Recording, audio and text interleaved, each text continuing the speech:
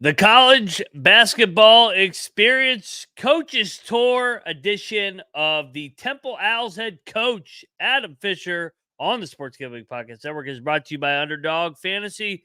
Use our promo code TCESGPN to score up to $1,000 bonus in cash. Underdog Fantasy promo code TCESGPN.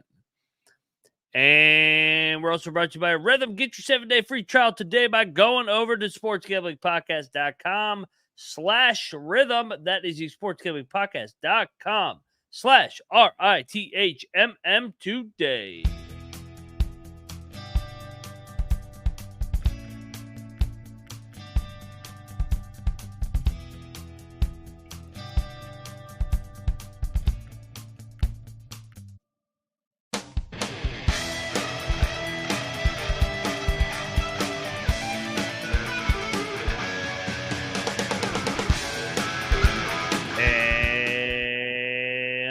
Welcome, everybody, into the College Basketball Experience Summer Coaches Tour. We head over to a new conference here, the AAC, and we're breaking it down with the head coach of the Temple Owls, Coach Adam Fisher. Just finished up his first season. They came on strong there, got to the AAC title game, and a lot of momentum headed into year number 2. We talk about it over here and just talk about the impact Coach Larranaga had in his time with him at Miami. But first off, I am Moneyline Mac, a.k.a. the former video coordinator for Bob Huggins and Frank Martin.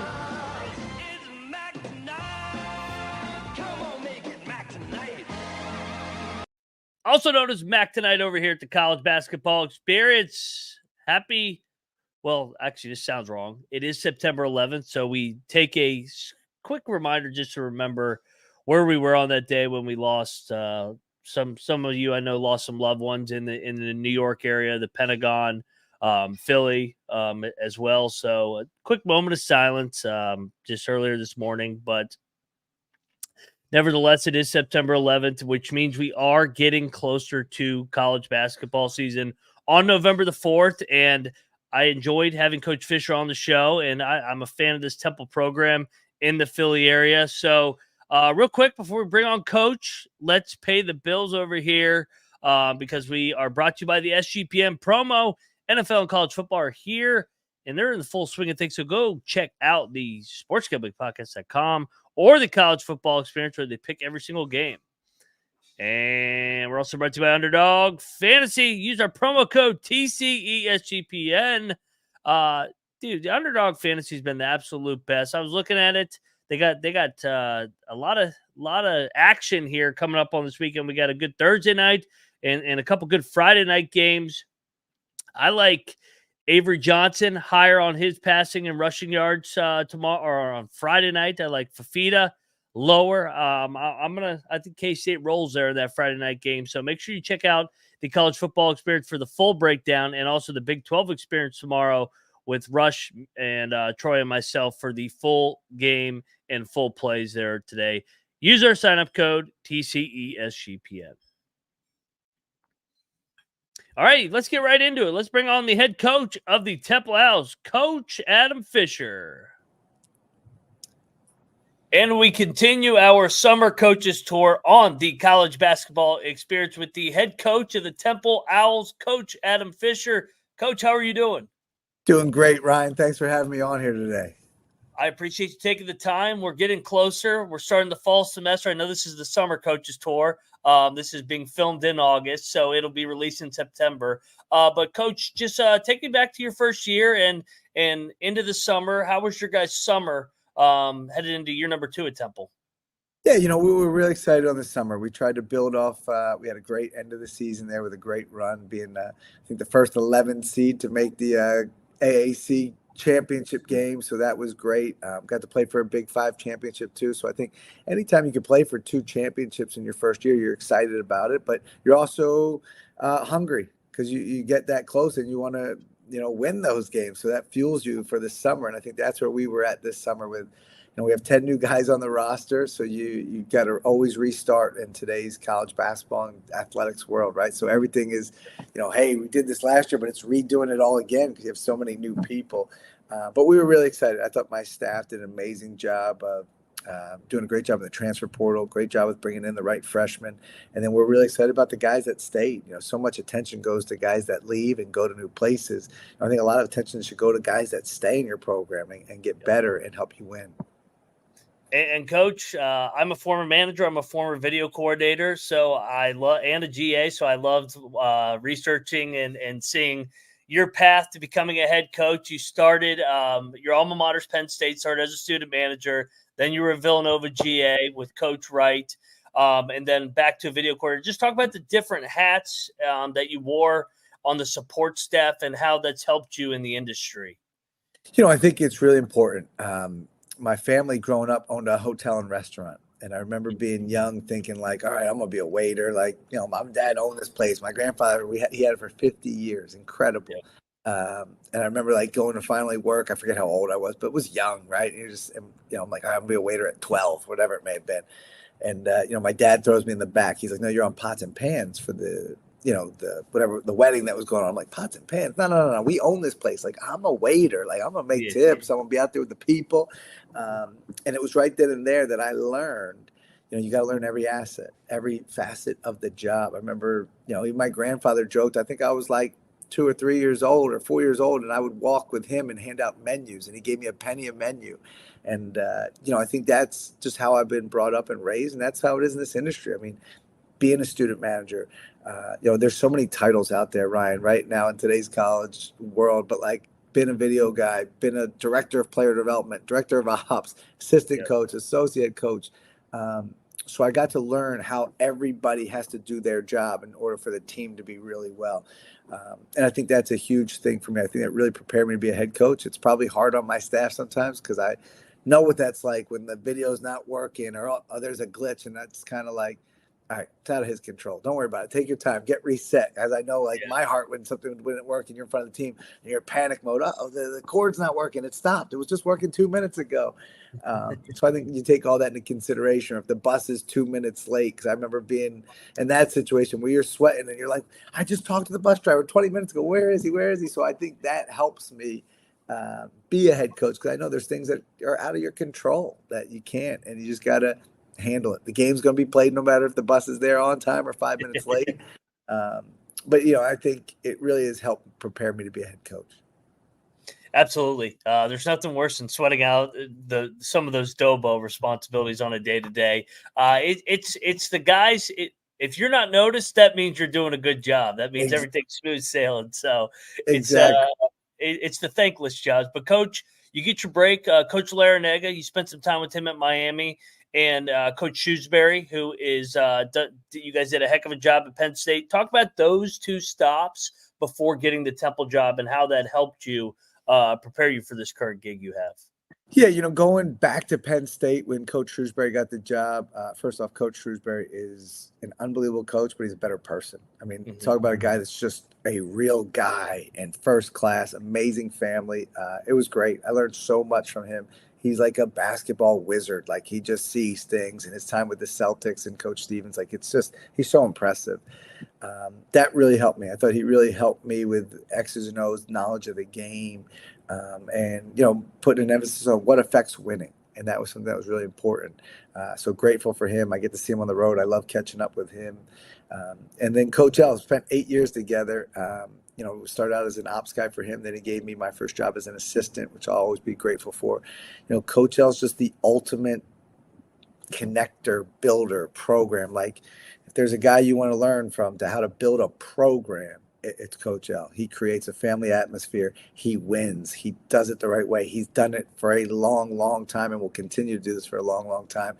But to me, that's the best class you could take, is 8 years under a Hall of Famer who does things just how you want to do it. And we have a couple guys on staff, Coach Michael Hugo, our associate coach, who played for Coach L, worked for Coach L. Our director of ops, Jimmy Polisi, was a GA for him. We call it, we do all these things, and the rest of the staff's looking at us like we're crazy, but this is what Coach L would do, and we all look at it, know it.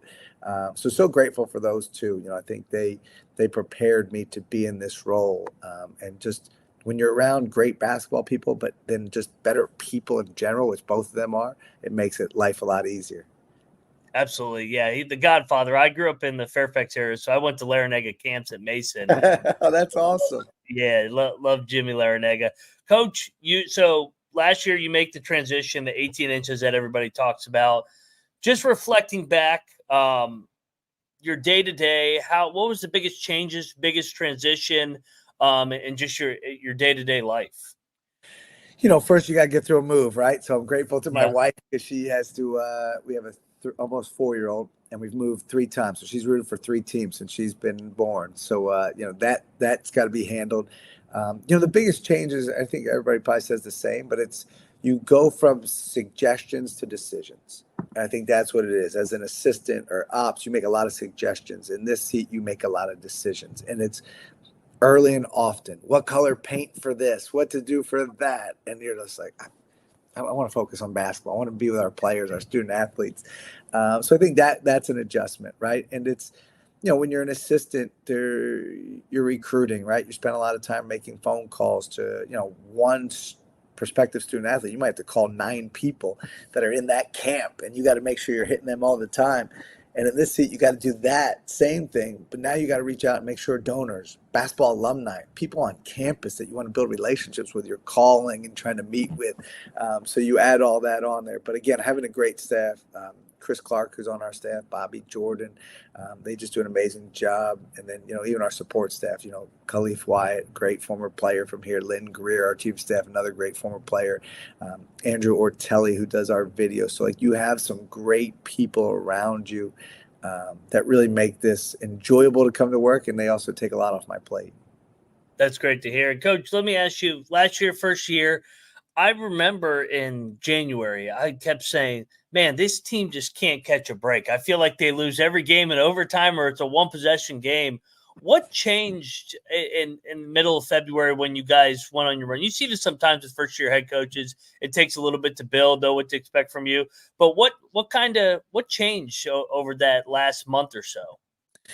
I think, it's funny. I talked to John Crispin one time, and he said winning is a skill.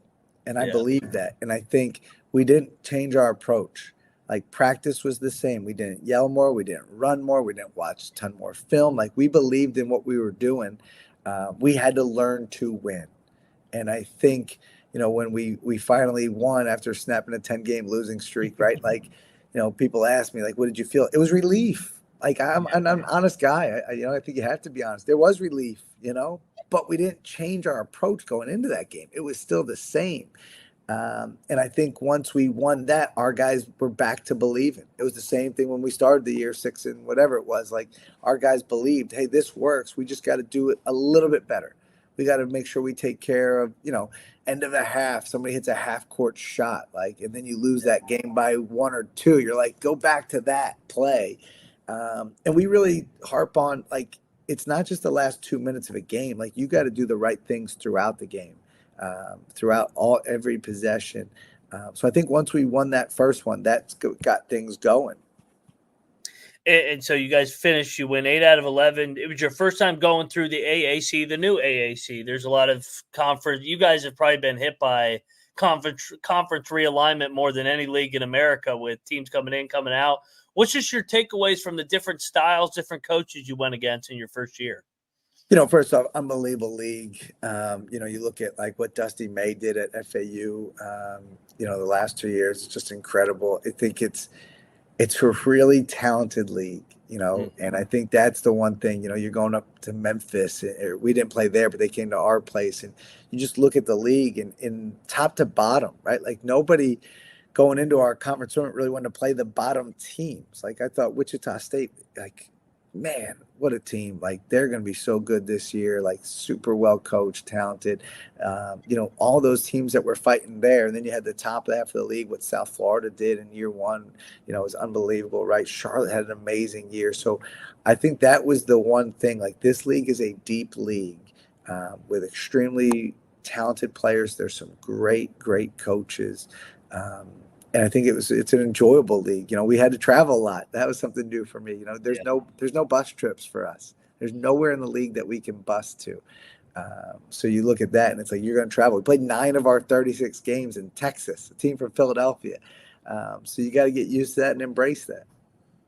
And I got to ask too about the Big Five. I mean, just playing in Philly with all those different schools. You got Drexel, you got LaSalle, you've worked at Villanova. Just your thoughts on just the city of Philly and how special that bond is with the Big Five. Yeah, Ryan, it's so special and it's so unique to Philadelphia. Nobody else does this. Yeah. Big Five games. I mean, growing up as a Big Five fan, like they mean a lot to me. Like I told our guys, like these are impressive. Like they're going to be like NCAA tournament games. Like we went to Drexel and it sold out. I lost you for a second. There we go. We're back. Drexel sold out on the road. Then we played LaSalle in triple overtime. Like crazy, right? I've never had a game where 4 starters foul out of the game, and we're in the third overtime with guys that didn't play at all going into that game yet. And then playing for a championship versus St. Joe's, like that was awesome. The place, you get to play where the 76ers play, and it was packed, like 15,000. It's just really special. It's unique. We have so much respect for the Big Five coaches, all the schools. We do a lot with Coaches versus Cancer, and it's awesome. We get together, we get to spend time. But, when we play each other, we want to kick the other one's butt, and we know that. So you have that great competitiveness, but then you also have that respect, and it's really unique, and I'm really excited to be a part of something that's so special. Yeah, it's cool. Like you guys are from different leagues too, so just getting to see measuring up. I mean, Villanova's is the blue blood of the bunch, but they struggled in it, and it just shows how much those games mean. Coach, you've taken a bunch of your time. As I want to leave you with one last open-ended question as you head into year number 2 of the Adam Fisher era at Temple. What is your message to all the Owls fans out there that will watch this? Come on out, support us, be there with us. Our theme going into this year is it takes all of us. We need everybody on campus. We need the students. We need our alumni. We need the city of Philadelphia. Like we talk about the travel in this league, but let's make this the hardest place, man. You got to come to North Broad Street and let's fill this Liacouras Center, 10,000. Like come and support the Cherry and White. I think we're going to play a fun style. I think we showed last year we're going to play hard. We're going to compete, and this is what you got to do in a blue-collar city like Philadelphia. We're going to do that. But we need the support. We want everybody's help to win. We want them to feel a part of it. And I think if you can do that, you can do special things in Philadelphia. Absolutely. Can't wait for year number 2 of your era there. You guys won 8 out of 11 down the stretch. Can't wait to see you carry over that momentum in year number 2. Coach Fisher, thank you for stopping by the college basketball experience. Best of luck in 24-25, and definitely look forward to having you back on. Thanks, Ryan. Thanks for having me. It's great to see you. Appreciate it, Coach.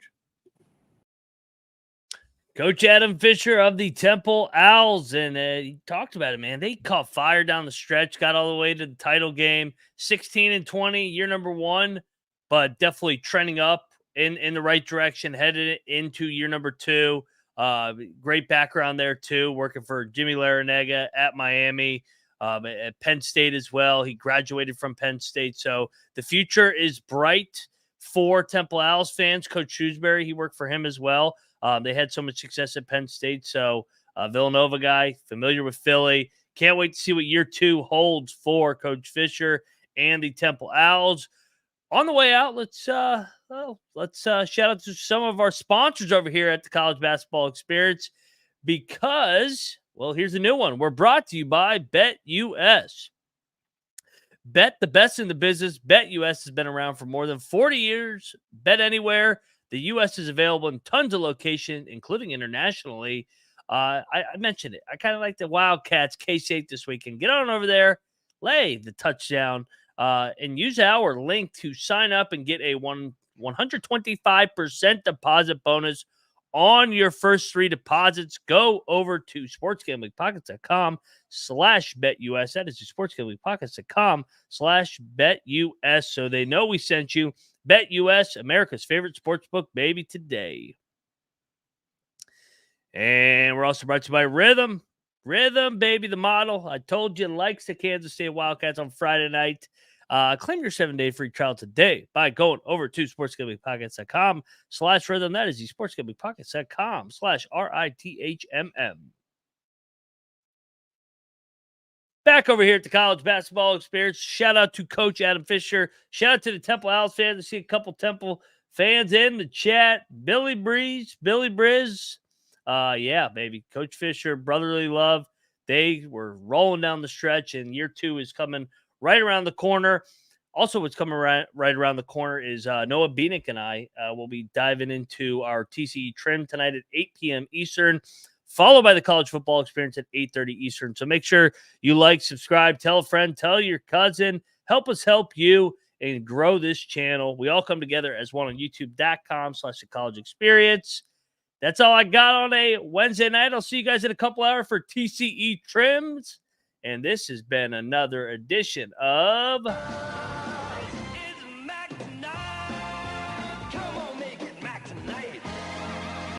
Mac Tonight, signing off over here at the College Basketball Experience. November 4th is one day closer. You better start thinking about yours. And we are out of here.